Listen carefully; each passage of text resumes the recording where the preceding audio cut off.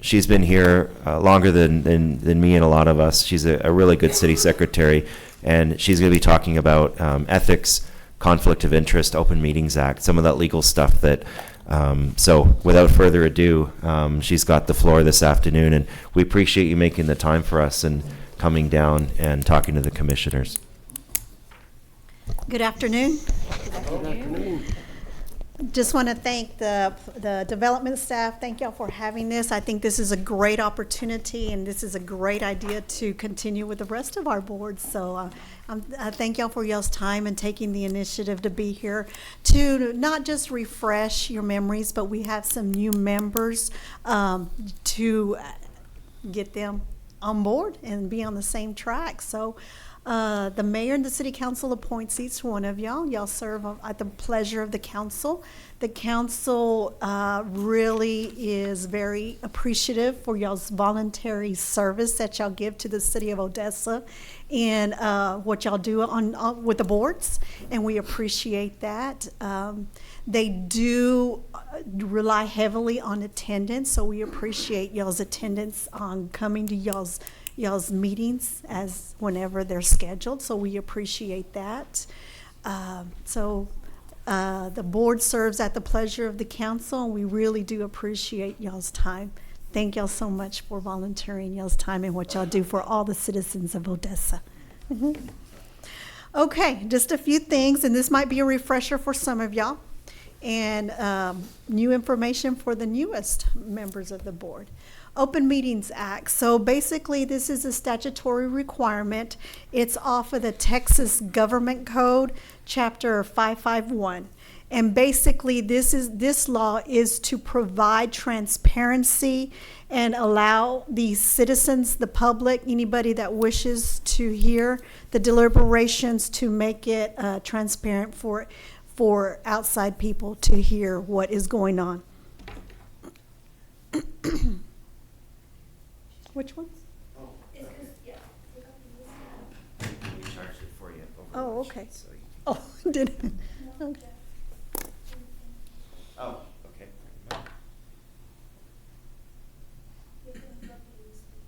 This one here? Yeah, we can swap it out.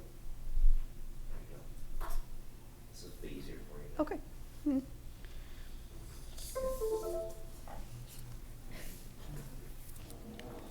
Okay, here we go. Okay, so the Open Meetings Act. So basically, who is under the Open Meetings Act? It's of course the governing body, and I'm sorry. It's Richard. Yeah. Okay. Did you want to say something? Oh. No, not really. Okay. Oh. Just want to say hi and thank you guys for serving. A lot of you have served the city in various roles for a long time, but it's important for us to come say thank you and for taking your time and for learning these things and for serving. So, thanks. Thank you, Richard. Thank you for serving too. Oh. Thank you for coming back. So the Open Meetings Act, who does it apply to? It applies to the governing body of the city, and it also applies to certain boards and commissions. The boards and commissions that it applies to is the decision-making boards, which, of course, these two boards follow under the Open Meetings Act. Therefore, we have to have the public invited and accessible to the public for y'all to carry on y'all's deliberations. A quorum of the governing body or board commission must be required in order for the boards to take deliberations on the agenda items that come before you. And there is requirements under the Open Meetings Act. First of all, when you come on as a new member, there is a training requirement, and as soon as you take the oath, after I give you the oath of office, you have 90 days from the date of the oath of office to complete the two trainings. Now, the two trainings is Open Meetings Act and the Public Information Act. And that's a link that's on the Texas Attorney General's website. And I believe that the development staff will email you that link So for the ones that have not taken it, that is required. That is mandatory by the state. So if you have not if you have not taken it, please do. It's an hour-long video, and you can see it at your leisure, but ASAP as soon as you can. And at the end of the training, there's a code that they'll pop up. Write down the code and then print your certificate. Once you print your certificate, that certificate must be turned into the city secretary's office. I have to keep all certificates on file. Okay? So that is a requirement that we must follow. So if you have not taken it, please take your training. That is so important. And at the end of the work session, we'll go through each one of y'all, and I'll let y'all know if y'all have your certificate or not. Okay? Okay. Requirements. So under the Open Meetings Act, there are requirements before to have a meeting. So the agenda must be posted 72 hours ahead of the meeting.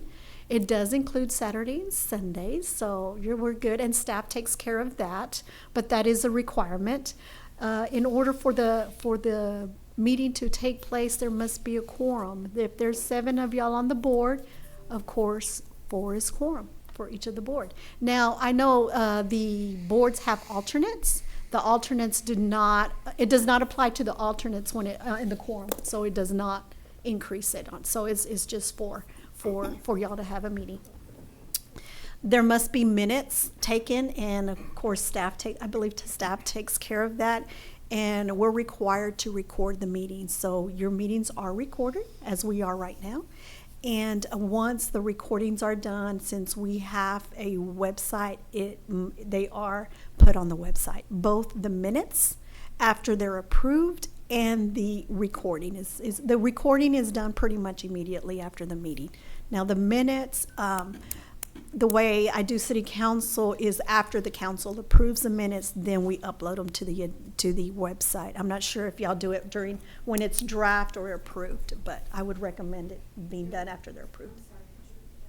The minutes must be on the website, and I put the minutes on for my council after the council approves them, just in case if there's any changes. That way the correct minutes are loaded onto the website for public viewing, and that's a requirement.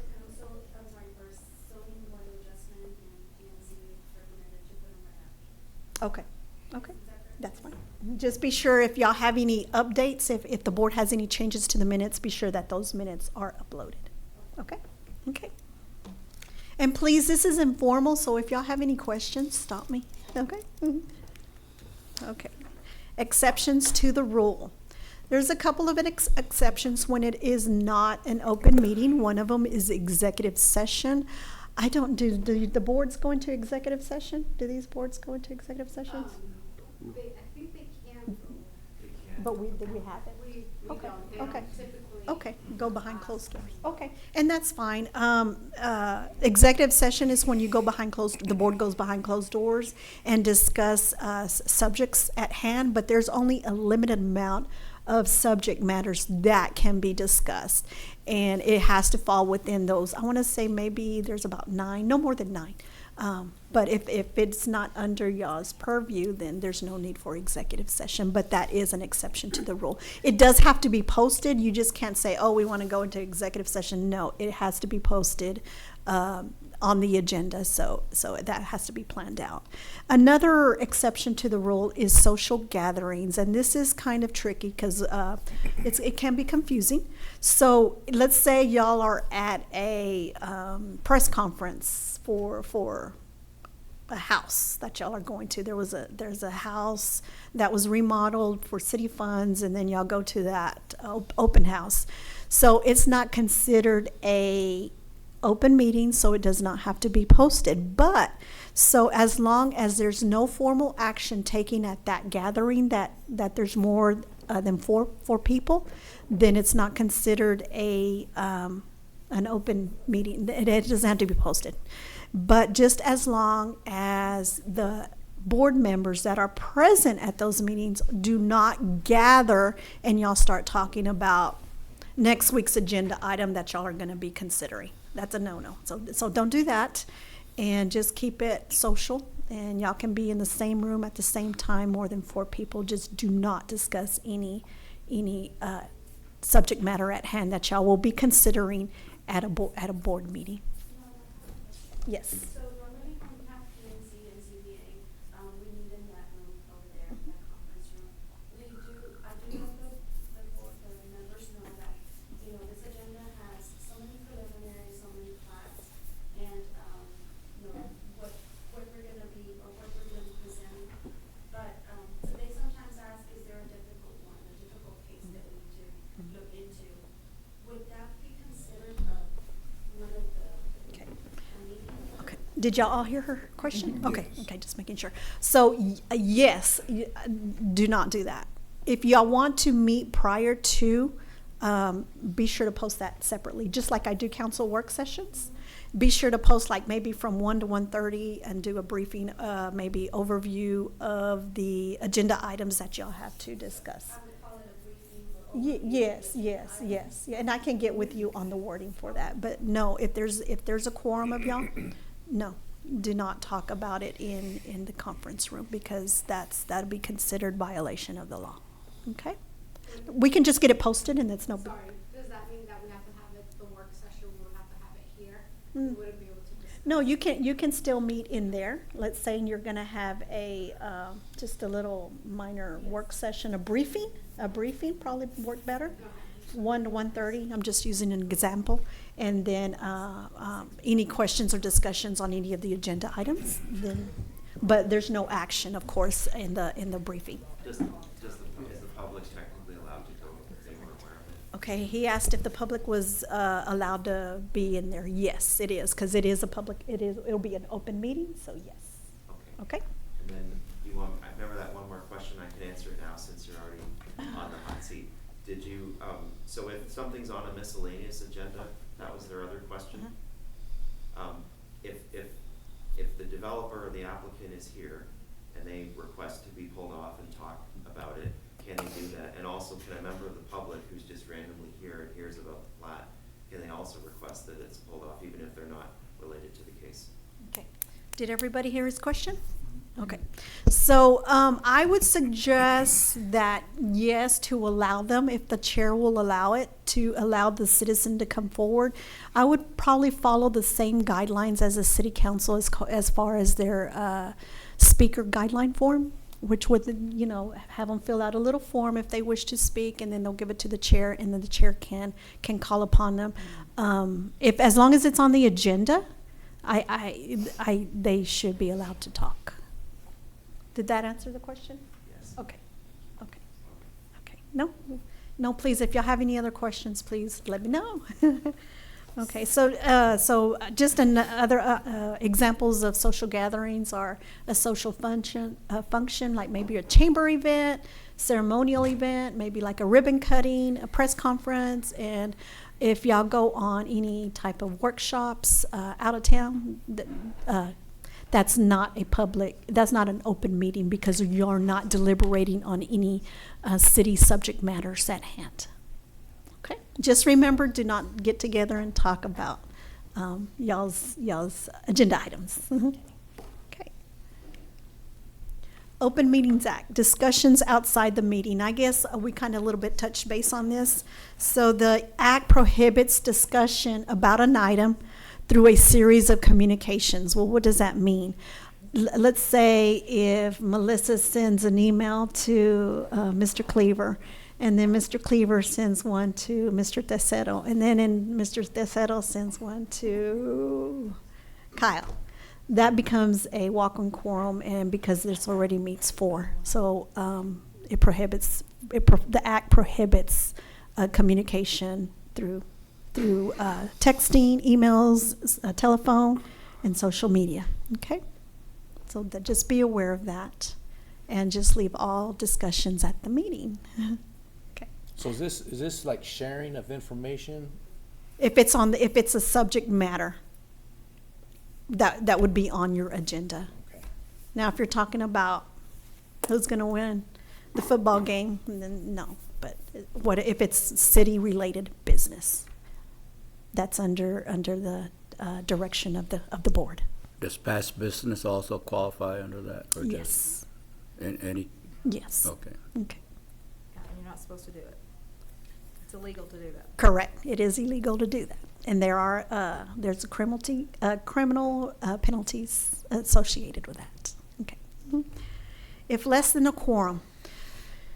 So if it's less than a quorum, it is not subject to the act, but we would recommend still not doing that because again, like I used the first, Melissa and Mr. Cleaver, it's just, they may by accident, not knowing, mention it to one of the other board members.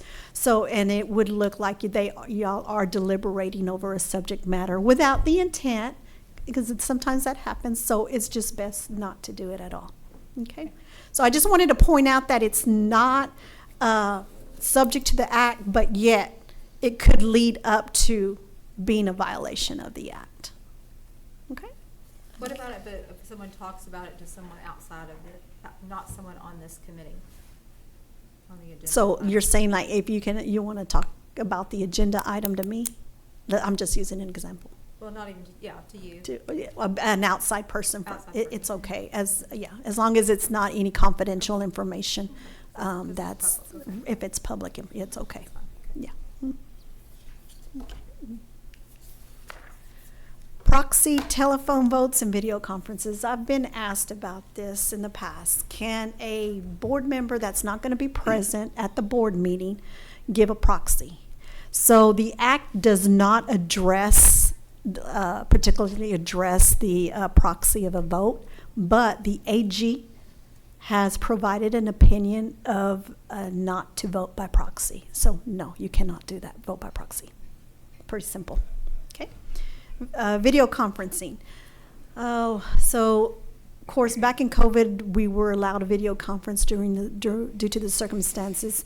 Video conferencing is allowed, but it has so many very specific requirements. Our city attorney does not recommend this. We don't do this. We have to meet specific, exact requirements that. So basically, let's say if Councilmember Cleaver is in Hawaii. Councilmember Cleaver, did you hear me say that? I did the supposed to be. If he's in Hawaii, so he would have to set up a video conference, and it had to be open where the public can come in and look. Not that anybody over there would be wanting it, but anyway. But just to give you an example, there's very specific requirements, and it also has to meet recording guidelines too. So we do not recommend, even though it's allowable, our city attorney does not want us to do video conferencing. Okay. Telephone call. There's only 3 allowable situations to allow for a telephone call: emergency or public necessity. That's usually probably with the governing body. Difficult or impossible to convene a quorum at one location. And I think that also has specific requirements where the meeting still must be held where y'all regularly meet. So it has to be here. It can't be elsewhere. That's part of the requirements that's needed for a telephone. And of course, meeting held by an advisory board. So those are the 3 allowable uses. We have not done that, and we just do a good practice not to do that. Okay. The Open Meetings Act. Okay, so there are criminal penalties for violating the act.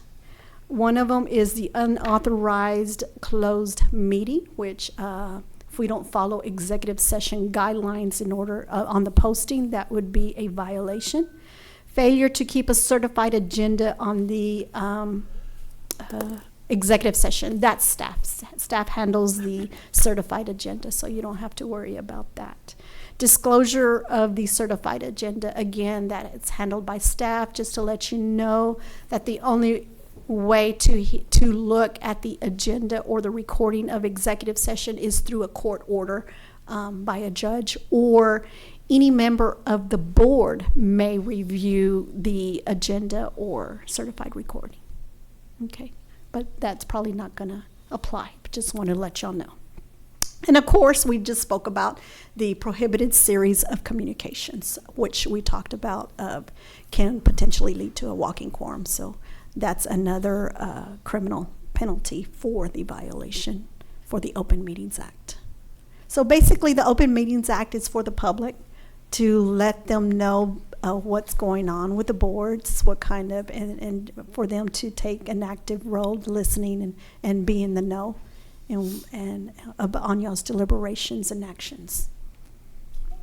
Okay, any questions on Open Meetings Act? That training, we just do it once. We don't have to keep renewing that. Correct, but it would be nice to have a refresher. If you feel like you have to have a refresher, then I think it's best practice to do it. Like Mr. Cleaver, I think he took his back in what, 2000 and Don't say that. he took it back a while. I'm gonna make him rewatch it. Okay. But after a while. by law, it's only one time. Okay. Okay, yeah, good question. Any other questions? Staff, y'all have questions? Open meeting? Okay. Well, I do have, Okay. we have to do that just so I know. Yes, you have to do the certified agenda, and I can get with you, but if you're not doing executive session, then you're good. Okay. Okay. Next, code of conduct. So the city council adopted an ordinance for them for a code of conduct. So they have outlined certain things and highlighted certain things in the ordinance. Now, this code of conduct, it's for them. We recommend just a best practice for it to go with the boards and commissions. And I just wanted a little bit highlight. So basically, it's just to ensure fair, ethical, and accountable local government and respect among the board members, staff, and to the citizens. Which leads into the next slide. So have respect for members, staff, and citizens. Use decorum in discussions and debate and honor the chair's role in maintaining order. The chair has the role of acknowledging a member to speak, because sometimes we get so passionate that one will speak here, one will speak there, and it's kind of hard to listen to the different conversations going. So the chair has the right to call upon the member to speak, and then you take turns, just respect, so that way everybody can hear everybody's opinion, and as it is going to be valuable to the decision that y'all are making at hand. No personal comments that may offend members, both to each other or to the staff or to the citizens. Demonstrate effective problem-solving approaches and be sure to seek solutions that will benefit the community as a whole and not a particular person, location, event, but for the citizens as a whole. Okay. And of course, be welcoming to speakers from the outside citizens. They come, they have a concern, they want to be heard, and it's just we want to make them feel welcome, because sometimes it may be an issue, and it's difficult for them to come and speak to the members. So we just want to be warm and welcoming. West Texas hospitality. Any questions on that? Okay. I know there's no issues on the code of conduct here. We have really great board members that serve, so that really hasn't been an issue. Ethics. Ethics kind of goes hand in hand with the code of conduct. Act in the public at the public interest at hand. Again, you're serving the city and the citizens and the community as whole to make it a better place to live, better quality of life.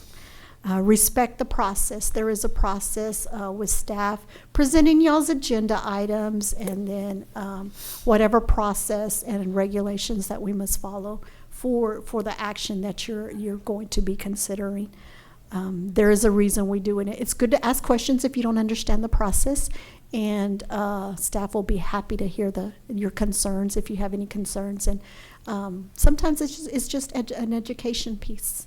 And who knows, sometimes we may need to streamline our process, because laws change, and we just got to be forward thinking and be proactive. Decisions based on merit. You'll have your information. I'm sure y'all do y'all's homework in reading the agenda prior to the meeting, and then of course come up here with any questions that you may have in order to make a good, sound decision. Gifts and favors. How many people have taken gifts? I gotta give back my gifts. Yes, you have to give back your gifts. So, of course, serving at the Oh, yeah. Do I have to get my pickles back? Oh, no. So no gifts or favors are to be accepted for a vote or for anything that will become part of the agenda. Okay, that's pretty much straightforward. And confidential information. If there's confidential information, please respect the case that has the confidential information and not. Got some mean looks going out to the parking lot before. How about you, Jimmy? Oh, yeah. Rocks. Hey, and he's still here. You've been a long time serving member. 34 years. He's been through it all. He's probably the one should be doing the training. I think so. Yes, sir. Any questions on ethics? I don't think there's going to be any issues here either. Okay, conflict of interest. Okay, this is where it kind of gets a little tricky and confusing, because I still get confused. I have to, okay, let me think, let me read. So again, this is under the local government code, under chapter 171. So this state law regulates the local public officials' conflict of interest. Well, what does that mean? How do I know if I have a conflict of interest? So basically what chapter 171 defines, it's discussing and participating on a matter that would be on your agenda that would involve any business entity or real property that you may have interest in, or a family member. Yes, a family member.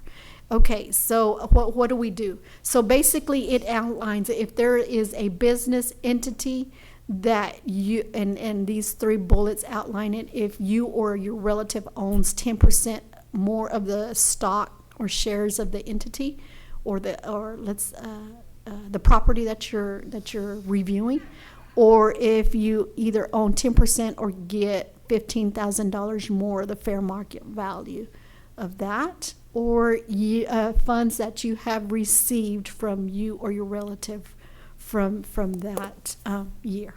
So those are the items, and also it includes real property. So you or your relative, if y'all own equitable legal interest in the property with a fair market value of $2,500 or more, that would be considered conflict of interest. So all these bullets would be a conflict of interest. So when it does, once you realize that you do have a conflict of interest, you are to file an affidavit to the city secretary's office. I have that affidavit, and it's best practice to do the affidavit prior to the board meeting. Okay. And I'll go through the form here in a bit, but once you identify the conflict of interest, before that agenda, when the chair calls that a next agenda item, the board member that has that conflict of interest, just speak up and say, there's a conflict of interest, I'm going to abstain. And then that board member needs to refrain from participation and vote of that particular agenda item. Yes. Quick question. Sure. First one was, does that person that has a conflict, do they have to physically leave the room until the vote, or can they sit there? Okay, did y'all all hear? Okay, so no, you do not have to physically leave the room. You can just sit there and just, I've had some members just kind of push their chair back to show perception that they're not part of the discussion. But you do not have to leave the room. One more question that the commissioners had brought up earlier. If they're within, let's assume they're within 200 feet of the property that's being zone changed, and they just happen to live there in Odessa, and they get a letter in the mail. I know from a planning side, with our code of ethics, it'd be best practice for them to not vote on that because, but at the same time, they are just acting as a citizen in that case. So would that be a direct conflict or more of an ethical issue? I would think it would be best practice to refrain from that. We just had that situation at council not too long ago where the council member lived next to a person that they were considering, and it's just best practice to abstain. I got a question, kind of piggyback on that.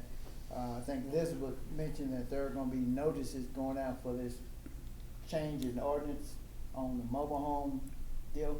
It could, depending on where everybody lives on the P and Z board, it could affect everybody on the whole board. So what do you do in case that happens? I mean, we hope it don't happen, but. I can, or Norma, go ahead, if you want. No, yes. So there is an exception, and I've got to pull it. There's an exception to that. If there's an agenda item where most of the majority, and I got to read the exact language, majority of the board have conflict of interest, you will be able to vote. But I will double check that law. It provides for an exception on that. Norma, I have one more question. Sure.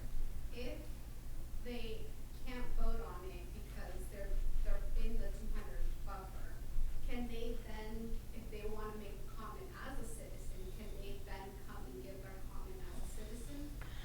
I would think not, because you're supposed to abstain from the discussion and the vote. Even though you're making a comment, you're a board member and you have influence. And you can sway the vote. Yeah. Makes sense. And I had another one, sorry, that kind of ties into that, because we've had it in other, not here, but other cities, where they may not come and participate as a commissioner that day, but they will come still to, give their, I guess, their opinion on a matter. I guess I'm not understanding, because to me that's the same thing, unless I'm missing something. They just won't be here that day, they don't come in. No, yeah, no, because they're still a board, yeah, no, these are great questions. No, because you're still a board member. Even though you may not be wearing the hat as a board member that day, you're still a board member. Yeah, that's great. No, these are good.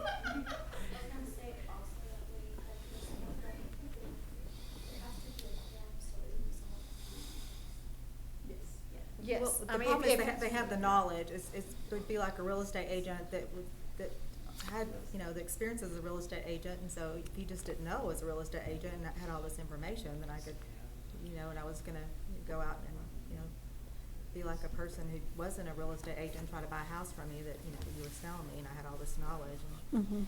I would know more than you did, Yeah. if I went up against you, so.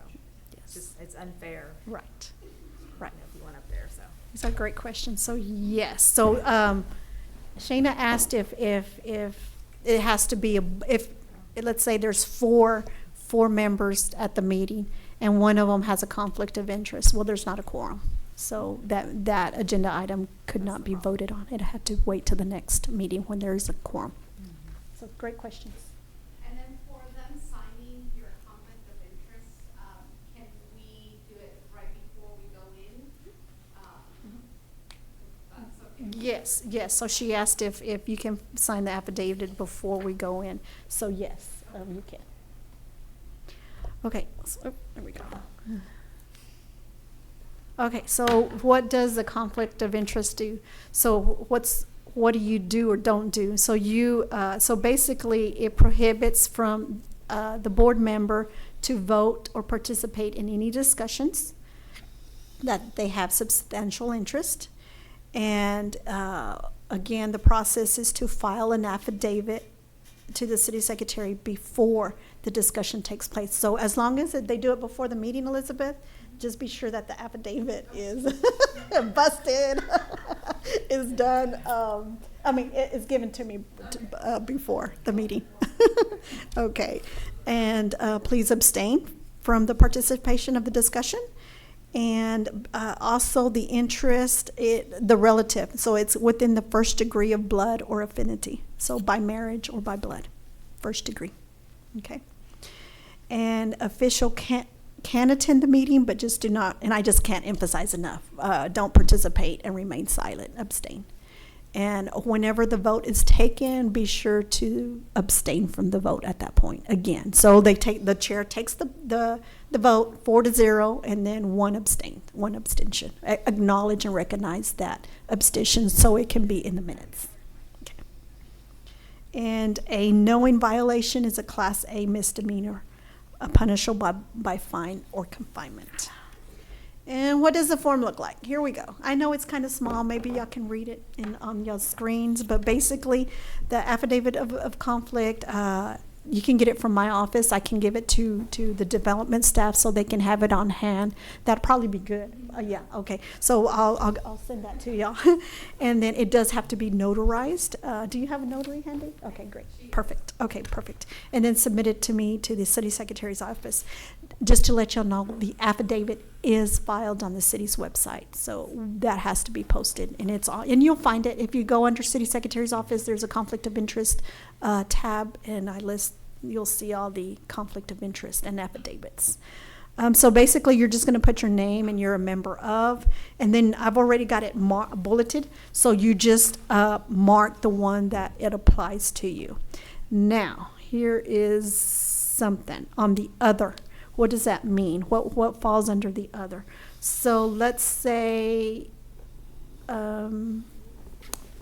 somebody from your family is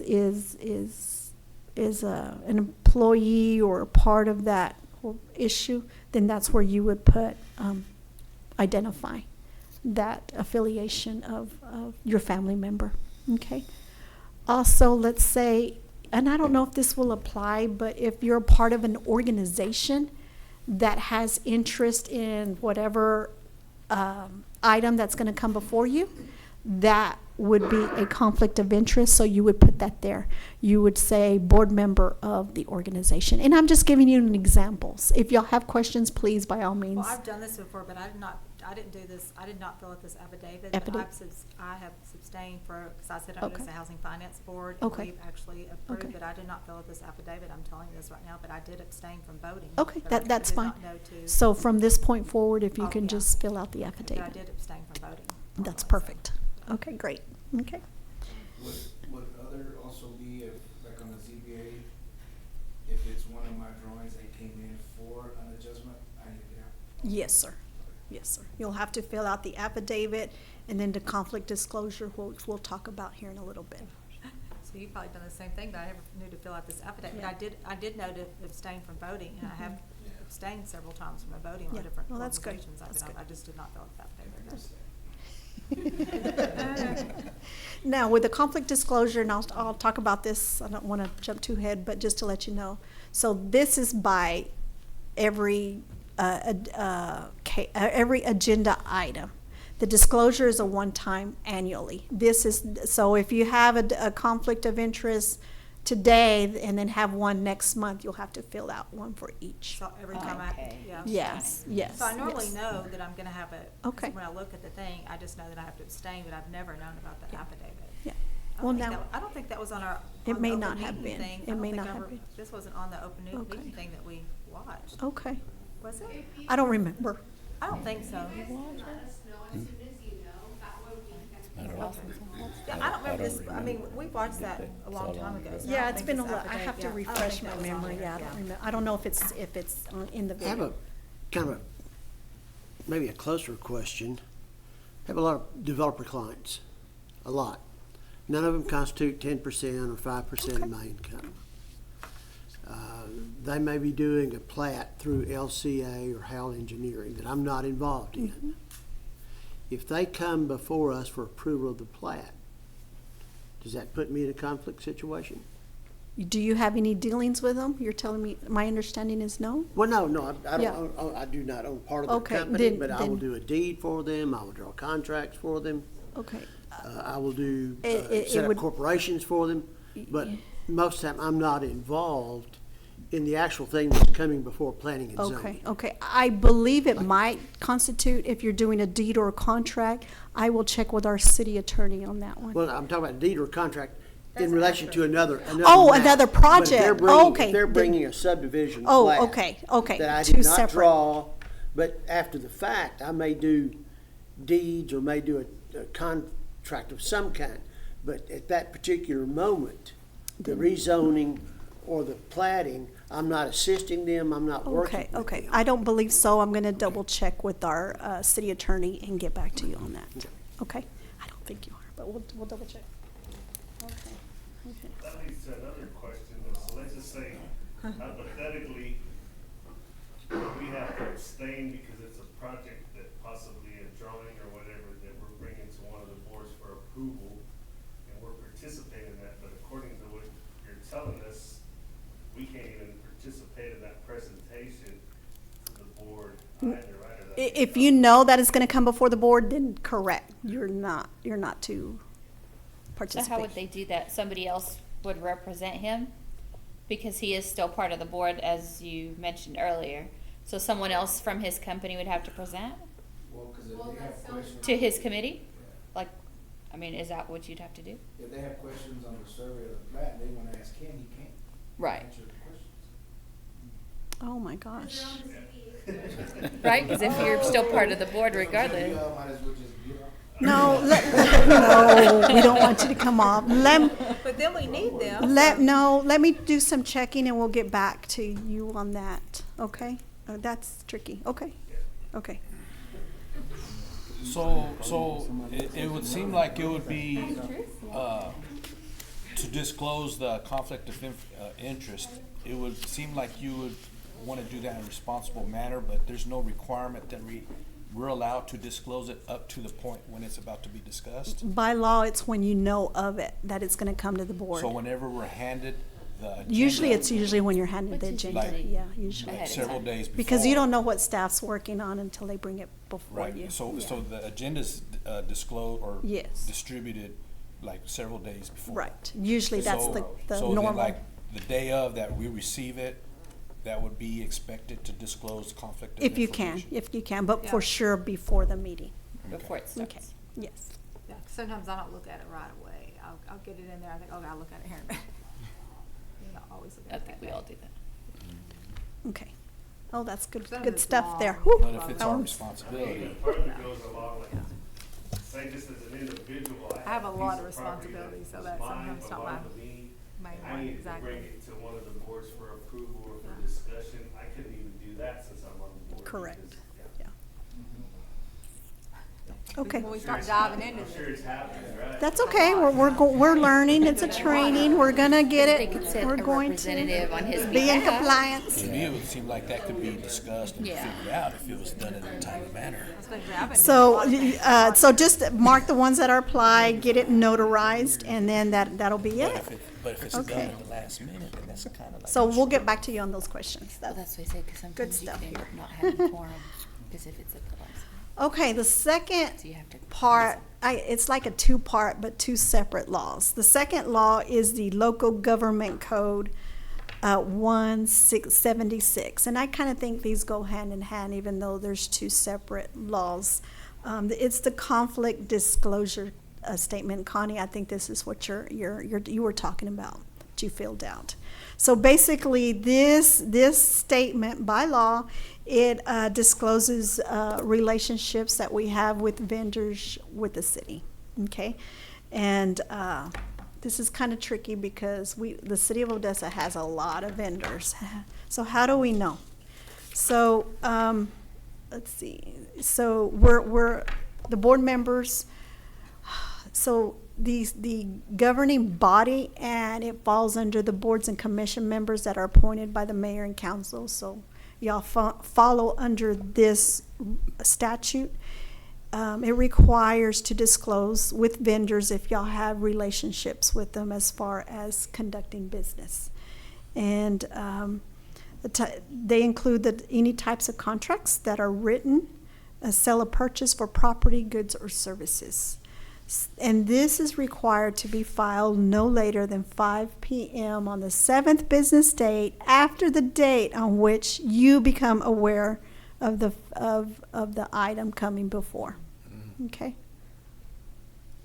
And like Connie said, sometimes you don't read the agenda item right away when you're aware of it. Okay? Mhm. There are 3 different situations where the conflict disclosure statement must be filed. So one of them is your family member has an employment or a business relationship with the vendor that we're doing business with and receiving more than $2,500 in the preceding 12 months. Or the officer or family member accepts gifts from the vendor of more than $100 in the preceding 12 months. Or an officer has a family relationship with a vendor. And this is usually the case when I get my conflict disclosure statements. The third one is usually the one that fits or that's more common. Okay. And how close must, Affinity by blood or marriage. if it's a fourth cousin, you still are a fifth cousin, you still. You're good. Hey, we have a lot of cousins. Or you just got on Yeah, you can still kiss her. Twice removed. Oh my goodness. I think it's just the first, but I will First double check. cousin. Yeah, I believe Okay. it's just Okay. first. I'll double check. That's a good Yeah, question. Second degree. you just did a DNA check and you found out you had a new cousin. I'll double check that and get you get the board. What does it look like? Okay. So this is the disclosure statement. You can get it from my office. It's also on the Texas Ethics Commission. You can download it. It is a fillable form file. It's super easy. So basically you're going to list yourself as the number one, the local government office held, ZBA, or a P&Z board member, and then the vendor, the name of the vendor, and then the description. This is where you say that you have your relative or working or related. And normally number 5 is usually blank. It's where you're accepting the gift. That doesn't happen because we are following the other rules from what we just talked about. And then, of course, your signature, and then it'll be notarized. And again, this also is required to be on our website. So it's posted on the website as soon as I receive it. And I think the retention period is 5 years. 5 years, just as a FYI. So if you received a gift, you're not doing business with, you just received a gift, right? A gift that is on the vendor for the city. A Yeah, gift. a gift. But again, usually that doesn't happen because we don't accept gifts. Exactly. That's what I was going to say. Why do you have that? That is the conflict disclosure statement. Questions? I think we went through the questions as we went along. Staff, y'all have any questions? Anybody that sells goods and services to the city. So basically. The whole world, yeah. I know. Right, and you're right. How do I know? I mean,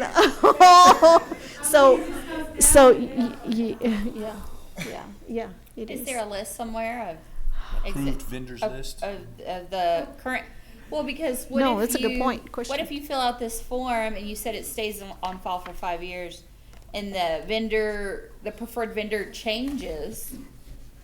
Well, I don't think I've ever got a gift from anybody from the city. Well, it's anyway, not just so- for gifts, it's just any relationship you have with the vendor. Oh, I thought you had to get a gift. No, it's those 3, Oh, it says relationship? yeah.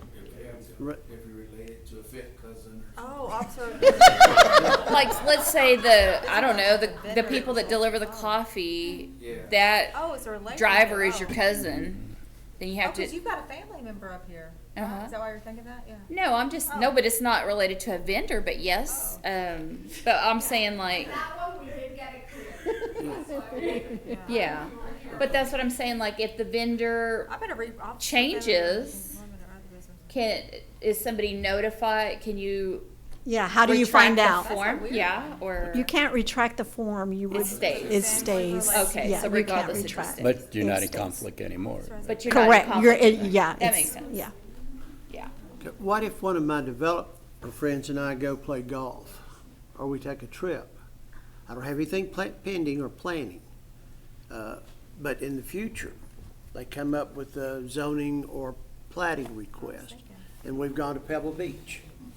I'll go to Pebble. Do you have any, does that I don't- fall under I either don't- ethics or conflict disclosure? No, because you didn't know about that project or agenda. Well, I know that they're gonna do stuff, But you don't know what they're gonna no, do. not necessarily. Yeah. I would think Gosh, you they would could have spend to $100 on me real quick. I let them buy me a massage. Let me check with Dan on that one. Anybody go to Pebble just to Beach. fill it out. I'm gonna let them buy me a massage real fast. Just make sure you counted all your strokes.